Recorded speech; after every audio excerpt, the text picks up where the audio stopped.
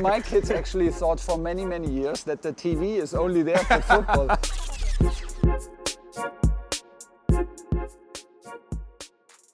Thomas, it's a privilege to be here with you in a cold, wet, rainy Cobham. Yeah. There's not many people I would sit outside in the cold for, but you are definitely one of them. We're going to get to know you a little bit better.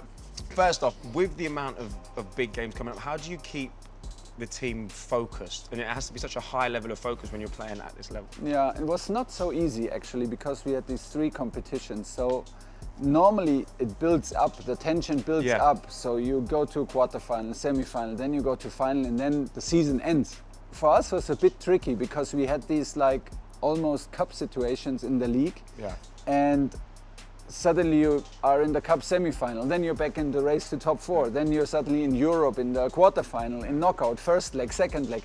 So much different levels of concentration, of tension, that it was not always easy. In your managerial career, have you taken kind of bits of your time in France, bits of your time in Germany, and kind of brought that into the culture and the team ethos here at Chelsea? This game here in England is very, very pure, and the approach to it and what the people demand and what the players, what it brings out of the players, but what the players also demand from themselves is very pure, very physic. And this is actually pure fun to coach it. And I see it more or less as my obligation to adapt to it. Are there any things that you've taken, like in terms of pre-match rituals? Like, you know, we see sometimes in tennis when Nadal, you know. I have them. Have you got a particular ritual pre-game? Of course, I have a lot of them. I will never tell them because then I think they don't work anymore. But we all have them. The players have their rituals, and it's a hard battle ritual? Who goes out last. Okay. People are at the door like sneaking back in. Yeah, I saw everything. Wrong underwear. Wrong undershirt, wrong pair of sneakers, sure. So let's say all of the pre-match rituals work, everyone, you know, one person's left last, the right person, you've done your thing. Yeah, absolutely. And what would it mean for you to win a European trophy with Chelsea, and how would you celebrate that? When I first won a big trophy in Germany with a cup with Dortmund, it didn't change too much actually. Okay. I was so happy for the players in this moment. The next day we had this parade through the city. Then suddenly it was clear to me in this moment what it means to the people. I was so happy for them, and this was actually so satisfying to know, like, wow, you all wanted it so bad, and to give it to them.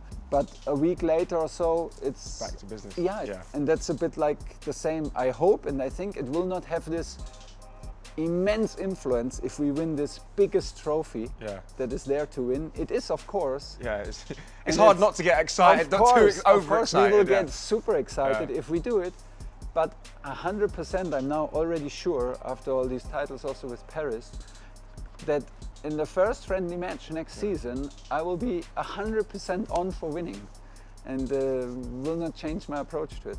Off the pitch, you know, you're fairly new addition to the Premier League. Yeah. How do you relax outside of football?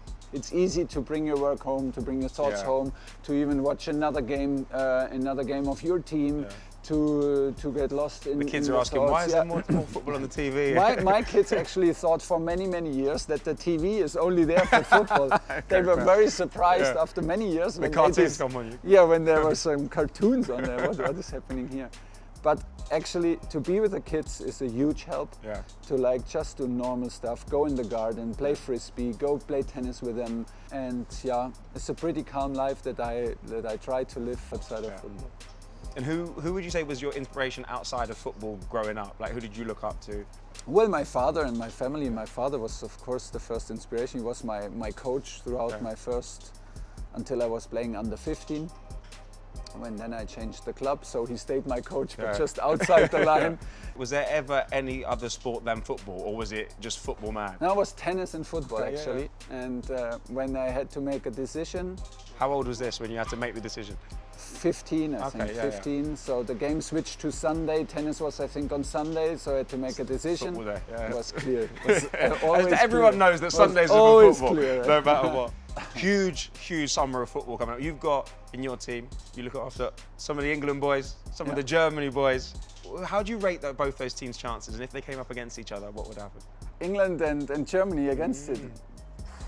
Very, very tough one. But Germany has such a strong group, so It's tough. I mean, it's the if group of Germany death. goes out, you get a lot of trash talk here. I was about to say, whoever goes out, he needs to come back with a strong mindset. Because is it building up in here? Of course. Yeah. Do you see there's a little bit of talking between the boys? There's a lot of talk going on, and there will be a lot of messages shared in between and in before.